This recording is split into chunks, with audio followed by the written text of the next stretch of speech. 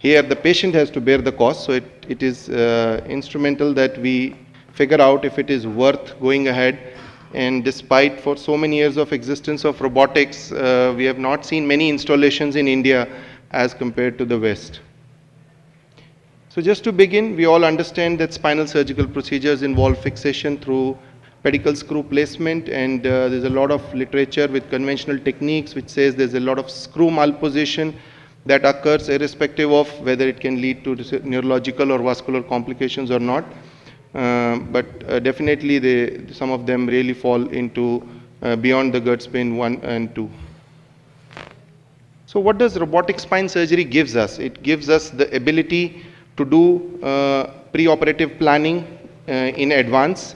It allows us a rigid arm trajectory so that we reduce our risk of skiving and going in the wrong trajectory, which can happen very often in sclerotic bones with our Jamshedi needles bending all the time. And it can also give us the ability to do a power tool assisted drilling, which I was discussing with Dr. Gururaj just now.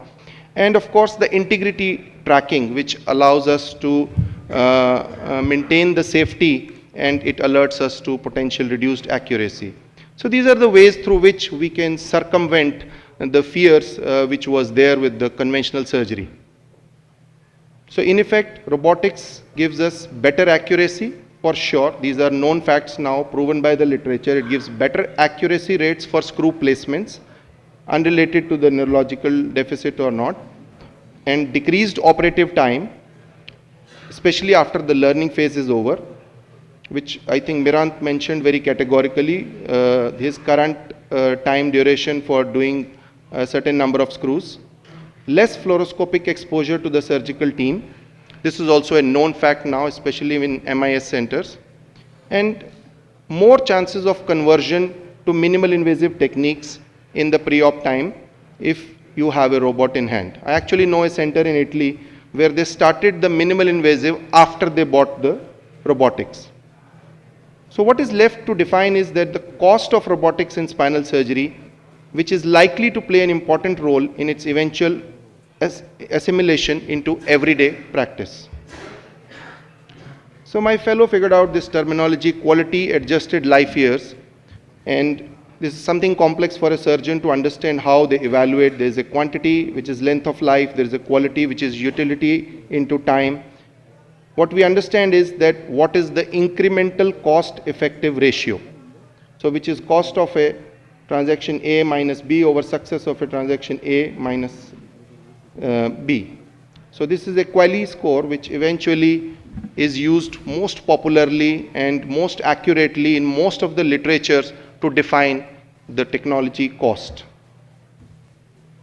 So I was trying to figure out this talk about the cost, whether I am going to prove its cost effectiveness, which is producing good results without costing a lot of money, which means sasta or tikau, and other aspect of cost is cost benefit ratio, which is projected benefits of a valued product minus the total costs incurred to procure it, which is something like कीमती तो है but फायदा चौकस होना चाहिए. So one example I came across on Google is that if the cost of a video game is $100 and there is another store which is selling for $80, the individual should buy the game if the cost of traveling to the other store is less than $20. Now what is the catch here? Nobody calculated the time and the energy spent to go and buy this from the other store. So simple maths does not add up always in our practical life. So I will take you through the journey of some important papers and the literature available, 3 of them which have mixed reports about the cost effectiveness ratio. This one comes from the Louisiana State Department of Neurosurgery and Shriners Hospital.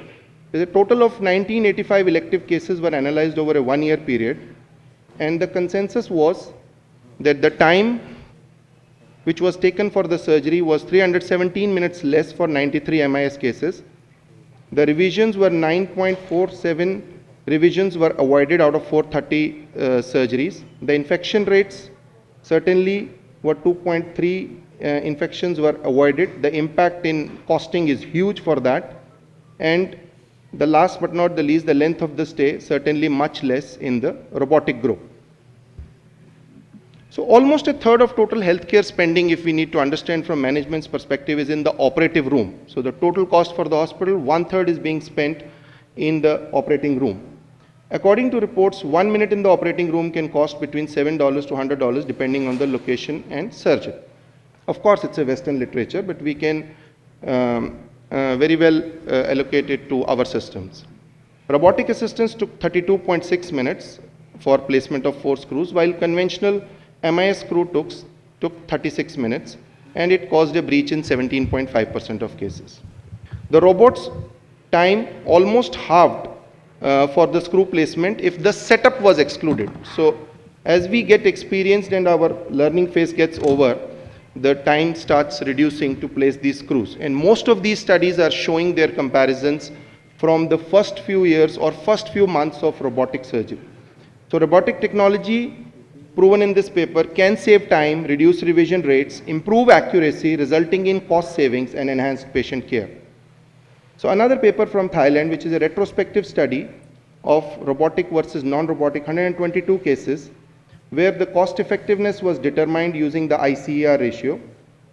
A subgroup analysis was also done for patients where only 1 or 2 levels of spinal instrumentation has been done.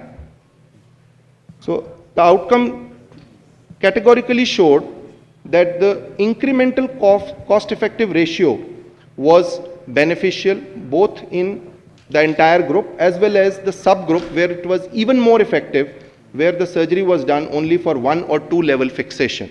So it's a great message here that if your surgery is shorter, the robotic cost effectiveness is going to be higher. So the cost effectiveness acceptability curve showed intersection in patients where 1 or 2 level fusion was done, that subgroup, and the cost was around $3,000 to $4,000.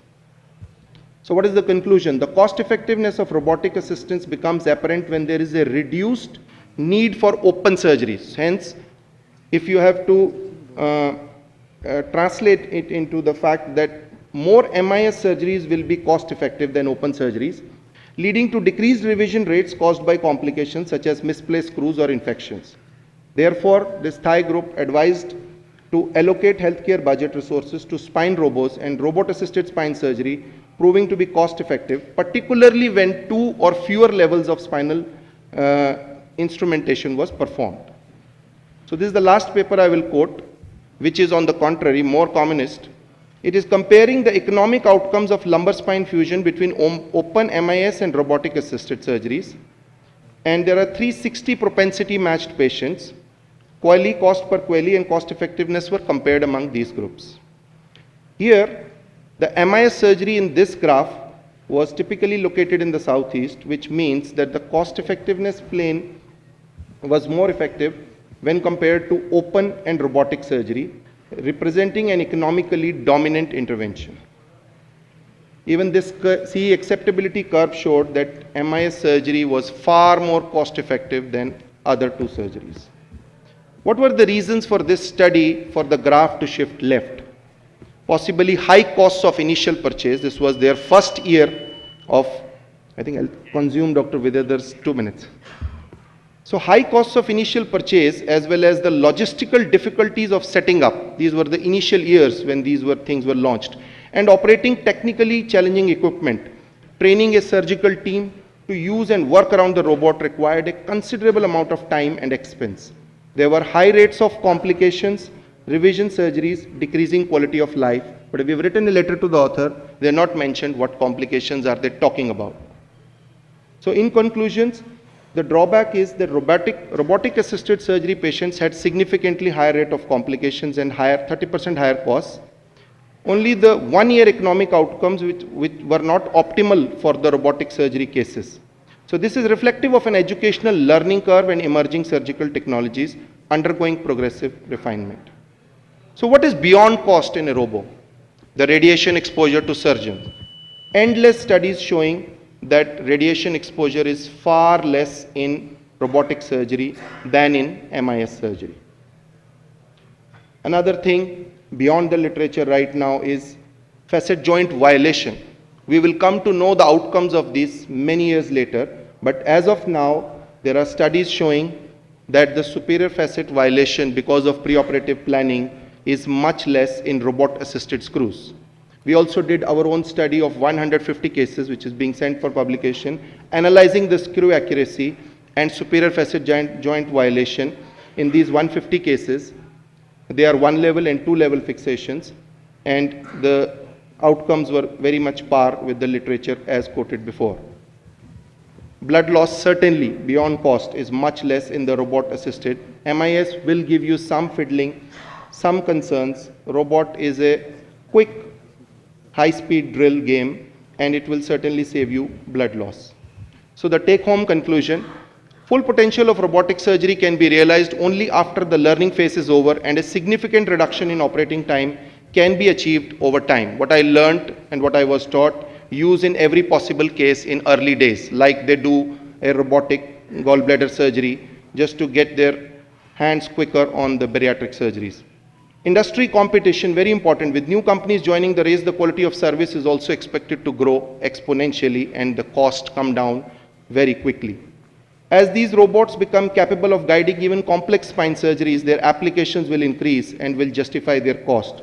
As we already heard Dr. Alok saying that the Excelsius or some other companies have ventured the same robo into cranial applications, and Abhishek was telling me the same robo is coming which can be used in other orthopedic joints and orthopedic problems.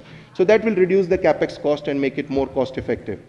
Multidisciplinary team utilization, the ability to use the same robo across the specialties. A center with large number of cases, the initial cost becomes fixed, so cost effectiveness will go up. We are in very early stages to discuss this as of now. Or an MIS predominant, where it is unprecedented, doing 3-4 MIS fixations or instrumentations every day, the amount of radiation that your team will take, the robot has to be the game changer here. There are some things money can't buy. For everything else, there's MasterCard. So you all heard that. In the same lines, I think there are some things technology cannot buy, be it robotics, navigation, OARM. You have to rely on your surgeon for that. Thank you so much.